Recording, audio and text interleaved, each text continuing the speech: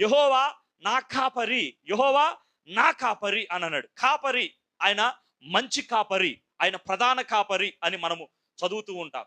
అయితే చదవటం మాత్రమే కాదు, వినడం మాత్రమే కాదు, దానిని మనం నమ్మాలి.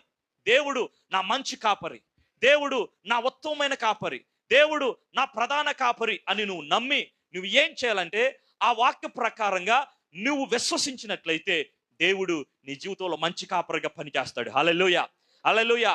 చూడండి, ఏ కాపరైనా కూడా ఆ గొర్రెలకు మంచి ఆహారం పెట్టాలని చూస్తాడు. మంచి గడ్డి ఉన్నటువంటి ప్రదేశంలోనికే తీసుకుని వెళ్తాడు, తోలుకుని వెళ్తాడు. అవునా?